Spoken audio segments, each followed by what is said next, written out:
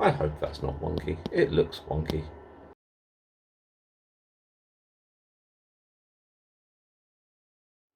Hey guys, and welcome back to Planetmithril Paints. And sorry, you have to give me a minute. It's midnight. I need something to pick me up. Just 1 second.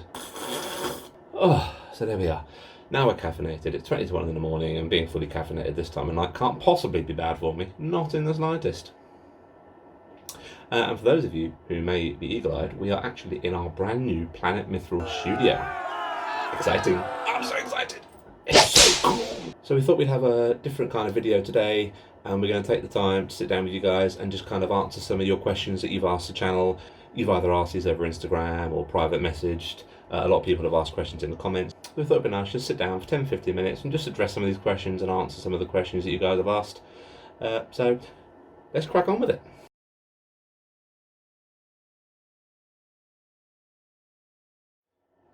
So I use a variety of different kinds of brushes. The main bulk of my brushes that I have are Citadel brushes, and they range from kind of like the Artificer brush up through to standard brush is kind of the highest I go.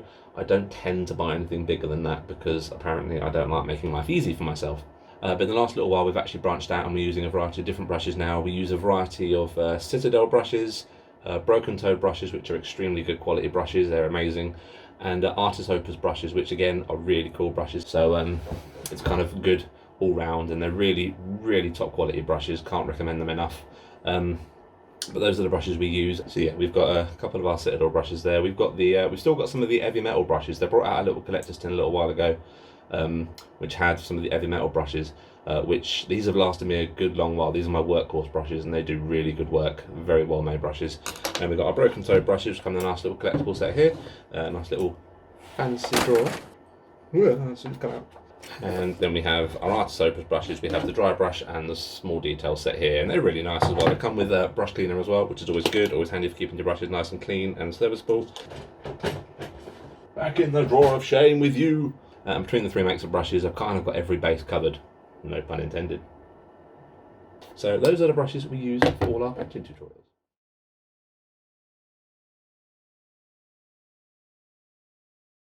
So me personally, I actually don't varnish any model that I do anymore. When I was younger and I was still kind of getting used to painting and kind of broadening my techniques and developing certain styles, I did used to varnish my models. I tried both with a paint-on varnish and an aerosol matte varnish. I tried a variety of different makes of varnish, and I found it was very hit and miss. Cat!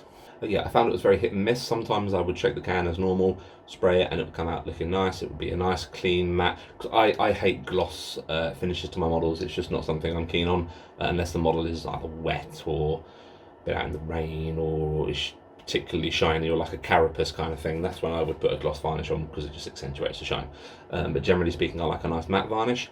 And what I would find with the varnishes myself, I don't know if this is just me being an idiot, it's quite possible, but half the time, maybe slightly less, the matte varnishes were coming out as glossy, and it would really wind me up that I would spend hours on a model or a handful of models, and then I'd be really happy with what I'd done, go out there, and then they would just be gloss, and it would just completely ruin it for me. So I don't actually varnish any models anymore. What I do tend to do after I finish painting a model is I will give it a very thin go over with just some Lamy medium. This stuff is the best stuff I will ever use. I love a bit of Lamy medium. I absolutely adore Lamy medium. I don't really know how it came about. It's just something I started doing, but I find it tends to help to just tie in the highlights a little bit more. I don't know if it's just because it's thinning the paint a little bit and it's just letting it all kind of blend a little bit. But yeah, a little thin coat of that over, it just kind of helps tie all the highlights in a little bit. I don't know if it's psychosomatic or if something I'm just picturing in my head, but for me it seems to do it, and it gives a little bit of protection. It's not brilliant at protecting your models, particularly in cases or if they're in drawers and such, but it does offer a little bit of protection.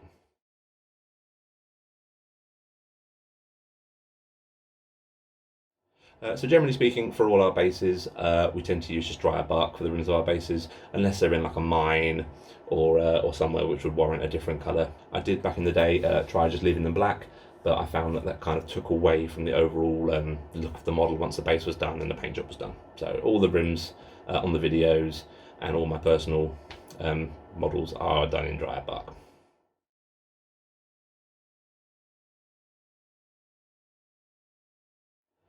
Yes, we've had so many people in the comments asking for specific tutorials. I promise you they are all coming. I have cat. I have spent the last couple of hours tonight, which is why I'm down here so late now, and we have planned out the next 197 tutorials. And I say planned, it's a loose idea of kind of what I want to paint for the channel. There's going to be a variety of different stuff. And I know I'm probably getting a little bit ahead of myself in regard to planning quite that far ahead, but it's always nice to have an idea of what you're going to paint, so at least mentally you can start mapping out what colours you're going to use and how you're going to paint it and what you're actually going to put on the model. But all your suggestions, you know, we've got a few here and we've got a few here, and there's more all over the YouTube comments. So thank you. Please keep sending your suggestions in. It don't have to limit it to just Lord of the Rings. If you've got anything particularly you want to see painted, more than happy to paint anything. We are looking at broadening the content in the very near future. Anything you want to see, we do take note of them. They're all on a big database list on my computer at the moment. They're all going to get done.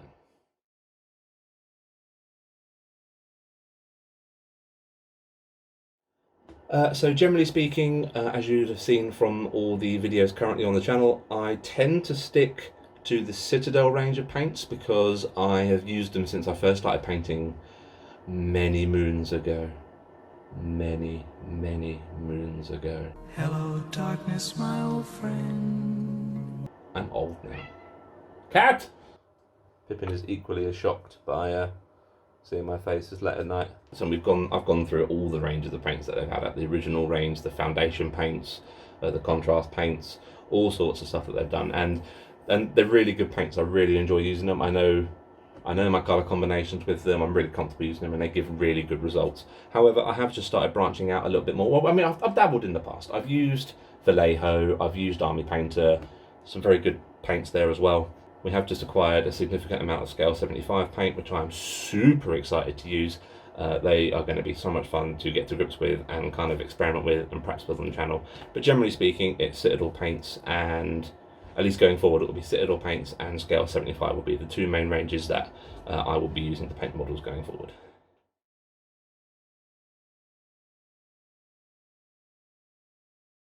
Our next Rohan hero probably isn't going to be for a little while down the line yet, but it's going to be Irkin Brand. Why Irkin Brand, I hear you ask? Well, we've covered the Riders of Rohan, we've covered the Warriors of Rohan. As much as I absolutely love Rohan, a lot of their paint schemes are very similar. 1 second, I need more caffeine. Cat! Oh, wave to the people, Pip. Wave to the people. You're not hanging out in Daddy's new studio, don't you? A lot of the Rohan paint schemes are very similar. Same kind of khaki greens and browns. The Royal Guard are a nice change of pace, and we've got Royal Guard coming out soon. But then we've kind of covered most of the general Rohan models there, actually, with those paint schemes. We've got Theoden, armoured Theoden in the pipeline as well, because we did the Warg Attack Theoden. But we're going to be doing Irkin Brand as our next one, because he's got a nice mix of some really rich greens, some really rich reds, and we can explore creating depth and definition in a white cloak as well, which is something we haven't actually done before. Or we did it on Gandalf, I guess. To bring the levels of the rich greens and reds up and complement with the white cloak and all the armour and everything on there. I think that'll be a really fun model to do next. So Irkin Brand will be our next Rohan hero.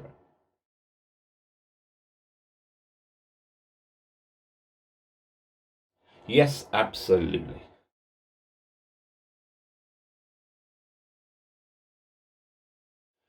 So Nazgul are going to be coming out. Hang on, let me just check my database, bear with me. Nazgul are going to be coming out in the next, somewhere in the next 3 or 4 tutorials. I'll give you a little rundown of what we've got actually. We're going to be doing the Gondor Battlecry Trebuchet for next week's tutorial. If this comes out on the day it should, and then next week. Friday the 20-something of this month, July, will be the Battlecry Trebuchet, and then the week after that, we're going to be trying to start doing a couple of tutorials a week. We're going to try and see if we can get that. We want to get the content out more frequently, and we want to get more videos out for you guys. So we're going to try the next week and do Sauron to finish off our Elendil and Isildur Prone series, and old Bilbo Baggins as well, which is going to be the start of our Fantasy Fellowship, because he's my ring bearer for Fantasy Fellowship. Hey. If we can't get those out in the same week, then we'll push Bilbo back to the next week. And then the week after that, we've got Count Dooku, which is our first Star Wars Legion model on the channel, and a really good chance for us to try out some of the Scale 75 stuff on there and create some nice OSL and some really nice effects with those. And then the Ring Wraith will be coming out after that. So he'll be in the next 3 or 4, possibly 5 tutorials, but they are coming.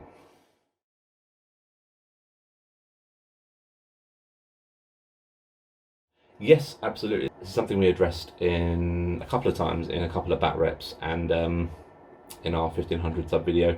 We are going to be broadening out the content on the channel to encompass more game systems and become more of an all-rounded kind of hub for all gaming. Don't get me wrong, I love Lord of the Rings, and it's always going to be my first game that I love and I play, and I'm never going to stop painting and playing Lord of the Rings. It's just not going to happen. But we want to start encompassing some of the other games that I particularly like, as well as I know a lot of people do like as well. We're going to be doing Legion, Marvel Crisis Protocol, and 40k are 3 of the ones which we're going to be doing models for sooner than other ones.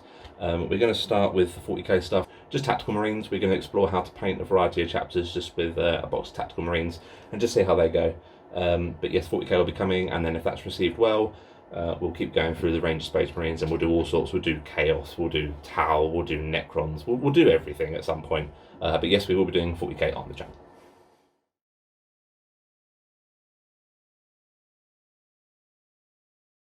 I approach freehand in a very strange way. I know that theoretically and practically it's a lot easier to kind of map out with little dots where your design's going to go, draw the initial line in very, very faintly, and then kind of work from there. I don't tend to do that. I get a picture up of what the freehand I want to translate onto my model is. So for example, I'm doing the Royal Standard with Gambling. When I was doing that, I had a picture up of the Royal Standard, and I just kind of dog-mindedly copied the shapes in whole onto the banner, and that's not really the best way of doing it. Thankfully the horse turned out okay, but that's kind of how I do my freehand. I just kind of do it. I just, like a bull in the china shop. There's no thought process behind it. I look at the picture and I go, that'd be a really cool idea.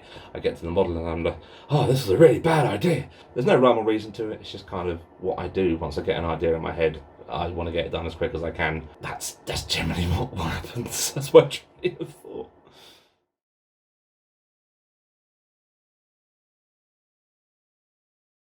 So I prime all my models with Citadel Chaos Black Spray. It's just something I've used since I first started painting, and I've never really had any issues with it. I haven't really explored too much into any of the other spray paints because I've just kind of thought if it ain't broke, don't fix it. But that's kind of what we use most of the time. We've got an airbrush now, actually. We do have an airbrush, just waiting to get the hose to connect the bit to the bit, the compressor to the thing. So we'll be we're going to start experimenting with undercoating with an airbrush, because that way you don't lose as much of the detail if you happen to be a bit heavy-handed. But generally speaking, it's Citadel Chaos Black Spray, and that tends to do what we need it to do. We are also going to be playing around with Zenithal undercoating and highlighting in the next few videos. Probably when the Star Wars Legion stuff starts becoming a thing, we'll start branching out into that. But yeah.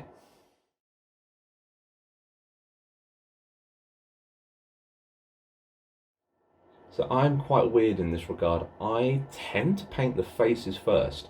Now I know it's a lot easier, again, theoretically, practically, a lot easier if, you know, you block out all your base layers and your base coats, you get all those initial colours in and you work up each step from there. But for me, I don't know where this came from. I really don't. I like to paint the faces first, and I paint them through to completion before touching anything else on the model, as I'm sure you've seen from the tutorials, and it's something I really want to get myself out of the habit of doing, because I don't want the first 3 minutes of every tutorial to be paint the face with these 4 colours. And it's a really bad habit that I've just picked up. I don't know, mentally, I look at the model and I go, if I can get this face right, then I know the model's going to kind of be okay, because it brings so much life to it, and maybe it just kind of inspires me to paint the model better. My painting style is fairly decent, but it's time consuming. You guys get the edited versions, but I have to live it in real time. But yeah, so I tend to paint the face first. I think that's just because I like to see the life in the model, and you really get that through painting the faces, the expressions, and all the flesh first. So that's just me, but it's something I'm working on getting out of, because it doesn't make sense. But then I don't make sense.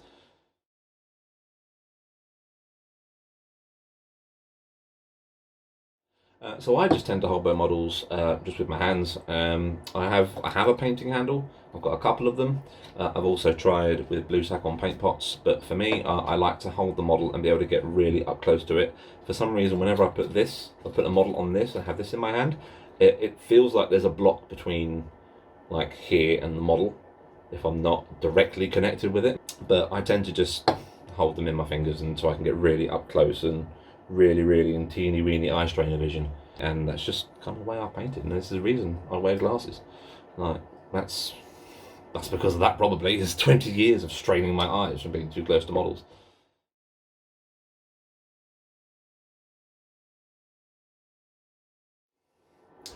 I have never really explored this myself, actually. I undoubtedly have some. No question of that. But struggling to think of anything that I can think of. Maybe I'm just in denial. Maybe that's it. Maybe I'm just no, I don't have any bad habits. No, why would you think I have bad habits? I'm always licking my brush. I know a lot of people do that, but I tend to forget to clean my brush off before I lick my brush. With your lips you can get a nice fine point to it, but quite a lot of the time I forget to wash my brush.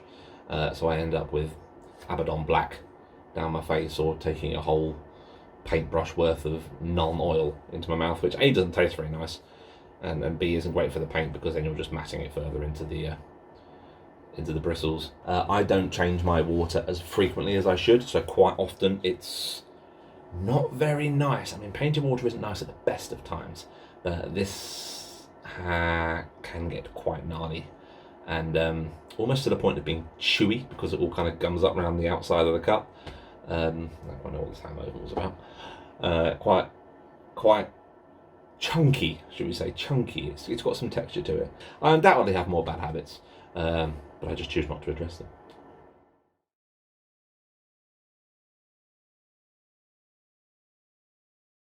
The worst thing I have ever done during a painting session, and I'm sure I'm not the only one that's done this, I like to paint with a full quota of caffeine around me at all times. That's, you need your wake-up juice, your go-go juice. Oh, it's cold now. I'm sure a number of you know how this goes. You're in the middle of painting, you're in the zone, you are completely tuned into that model. There is nothing in the world. Skies could open, meteors could fall around you, the Balrog could split the earth open and walk up to your window, but you are honed in, you are dialed in on that model. And of course, whilst you're dialed in on that model, the instant urge to ingest caffeine will inevitably strike. It's just how it is. So you go and reach for your lovely cup of, admittedly quite cold coffee now, and then accidentally pick up your painty water. And absent-mindedly you think, I'm doing really well here today. Today is a great day, nothing's going to bring me down, and you take that sip of that painty water. And the moment that touches your lips, your eyes widen in fear, and the regret sinks in as you know what you've done. That's probably the worst thing I've ever done when it comes to painting. That was not a pleasant experience. Although I am getting better at changing my painted water now, mainly because of that.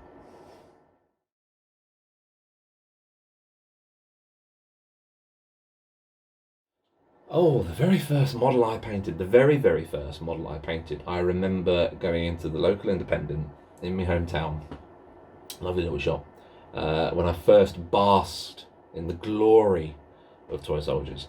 It was a box of Tau Fire Warriors. I quite like the look of Tau, at least I did back then. And I picked up this box of Fire Warriors, and I think I picked up a black paint, a gold paint, which was an interesting choice, and Goblin Green, because when you first started out, who didn't paint their models with Goblin Green? Not their models, their bases with Goblin Green. It's dry at bark now, but Goblin Green.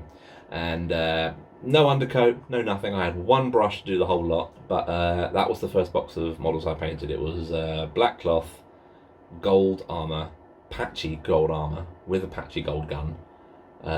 Because there was no undercoat, it was literally painted on the bare plastic. And Goblin Green base. I think I did base as well, actually. It was some really chunky basing material, but I did base them as well. The first Lord of the Rings model I ever painted was the Fellowship of the Ring Legolas, and I still have that model as well. It's amazing how far you can come in admittedly quite a short space of time. So anybody who is starting out, I'll always say, don't ever compare yourself to other people. If you're happy with what you've painted, the model is perfect.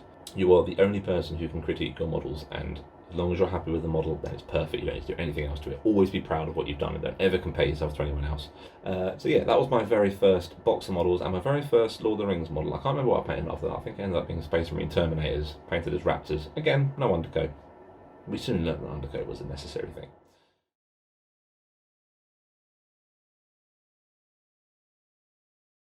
So I know I've harped on about Crested Ringbearer quite a lot, and it is coming. We've got everything scenery wise for the very first scenario. I've built a cornfield. I've made a cornfield. You don't build a cornfield.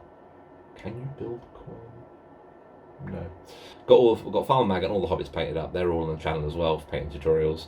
So Crested Ringbearer is coming. It's coming very soon. So aside from that, I had a nice fun little idea of I don't really know what I'm going to call it, but the basic principle of it is to make 1,000-point lists for every army, 1,000-point list for every army, but only using one model. So I'll give you an example. We'll do a Khazad-dûm, a dwarf Moria army, and we'll have Durin, we'll have Mardin, we'll have whatever else you can take in that. But the core troop unit will just be Khazad-guard. There's going to be a bit of a blog series of just doing the 1,000-point armies. I think we've got ones made for Khazad-dûm, Harad.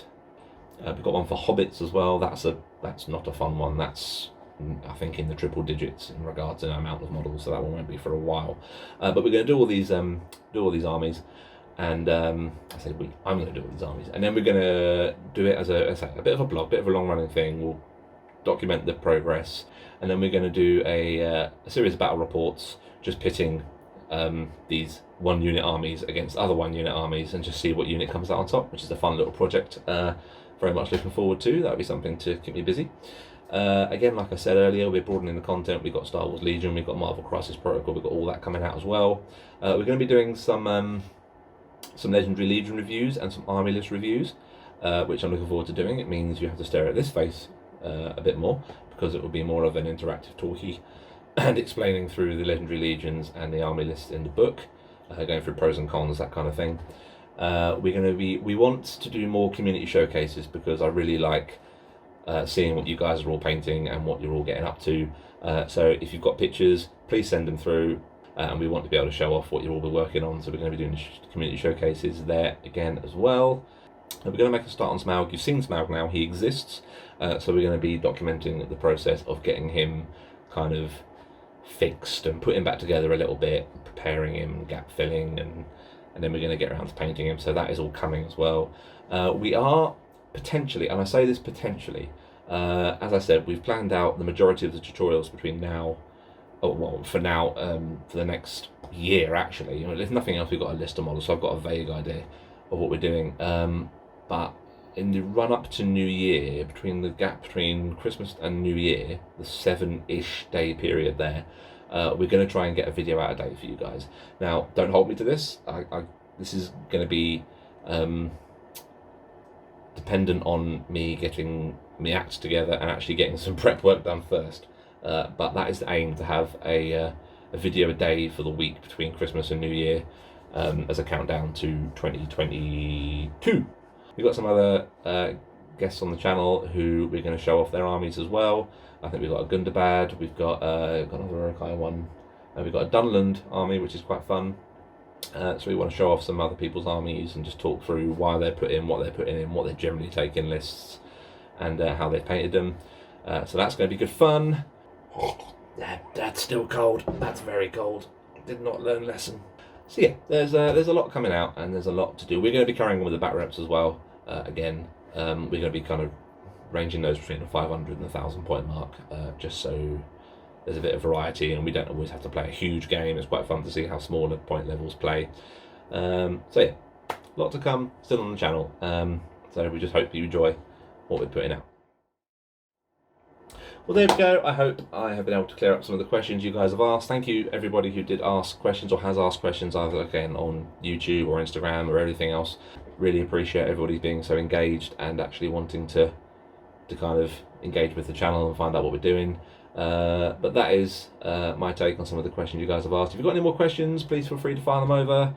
We are also going to be working on updating the videos yet again. We're going to try and make them a little bit more streamlined and a little bit more interactive and a little bit more detailed in regard to the whole process of the building, cleaning, the assembly, the basing and the painting of models. I think it's time to kind of evolve the process a little bit and just make them a little bit more visually appealing and maybe a little bit easier to follow as well, because I know quite a lot of people maybe don't like doing one step to completion, then dialing it right back and going back through the process again with something different on the model.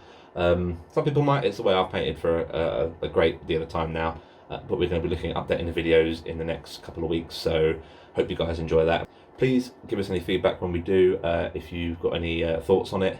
If you'd rather us go back to the old structure of videos, more than happy to do that. This is basically what you guys want in your videos, so we're going to try a couple of things out. Just let us know what you guys prefer. It would be lovely to again be able to interact with you guys more. Thank you again. I say it every time and I'm not going to stop saying it, but thank you everybody so much. If you've been on the channel so far, if you've liked, if you've subbed, or even if you've watched, it doesn't matter. Just thank you all so much for all the support you continue to give. We couldn't do this if it wasn't for you guys. Thank you so much. I appreciate that the schedule has been a little bit hectic and we haven't been as frequent to upload. I know I address this again in the 1500 sub video. There's been a lot going on at home. Work has been mental, and we've been in the process of getting the studio. Well, it's a half studio, half salon, because my other half is a hairdresser, and now we've got a little home salon, and the other half of the space is my studio. So now that's done, we've got a dedicated workspace where we can edit, get videos done, film over there, paint models over that side. So models will be coming out thick and fast, and we'll be getting back to the normal release schedule. And as I said, we're going to try doing some weeks where we get 2 tutorials or at least 2 videos out a week. We're going to trial that in the next couple of weeks and see how that goes and if that's manageable. But thank you guys so much for watching. I hope you're all safe and well. Thank you again, and we will see you in the next video.